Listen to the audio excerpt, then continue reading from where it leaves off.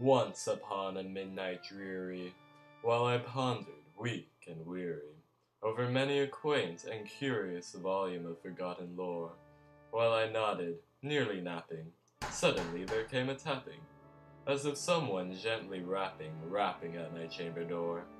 "'Tis some visitor," I muttered, tapping at my chamber door. "Only this and nothing more." Ah, distinctly I remember, it was in the bleak December, and each separate dying ember wrought its ghost upon the floor. Eagerly I wished the morrow, vainly I had sought to borrow from my book surcease of sorrow, sorrow for the lost Lenore, for the rare and radiant maiden whom the angels named Lenore, nameless here forevermore. And the silken sad and certain rustling of each purple curtain thrilled me, filled me with fantastic terrors never felt before, so that now, to still the beating of my heart, I stood repeating, "'Tis some visitor entreating entrance at my chamber door, some late visitor entreating entrance at my chamber door. This it is and nothing more." Presently my soul grew stronger, hesitating then no longer. "Sir," said I, "or madam, truly your forgiveness I implore, but the fact is I was napping, and so gently you came rapping, and so faintly you came tapping at my chamber door, that I scarce was sure I heard you." Here I opened wide the door. Darkness there, and nothing more. Back into the chamber turning, all my soul within me burning, soon again I heard a tapping somewhat louder than before.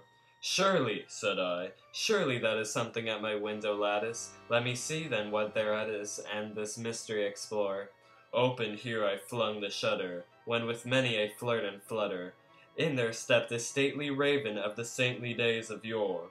Not the least obeisance made he, not a minute stopped or stayed he, but with mien of lord or lady perched above my chamber door, perched upon a bust of Pallas just above my chamber door, perched and sat and nothing more. "Though thy crest be shorn and shaven, thou," I said, "art sure no craven, ghastly grim and ancient raven, wandering from the nightly shore. Tell me what thy lordly name is on the night's Plutonian shore." Quoth the raven, "Nevermore."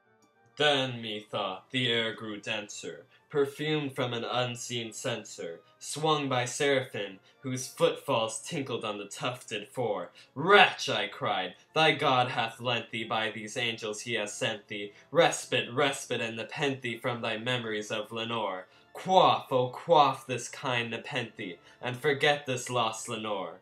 Quoth the raven, "Nevermore." "Be that word our sign of parting, bird or fiend," I shrieked upstarting, "get thee back into the tempest and the night's Plutonian shore. Leave no black plume as a token of that lie thy soul hath spoken. Leave my loneliness unbroken, quit the bust above my door. Take thy beak from out my heart, and take thy form from off my door." Quoth the raven, "Nevermore." And the raven, never flitting, still is sitting on the pallid bust of Pallas just above my chamber door, and his eyes have all the seeming of a demon's that is dreaming, and the lamplight o'er him streaming throws his shadow on the floor, and my soul, from out that shadow that lies floating on the floor, shall be lifted nevermore.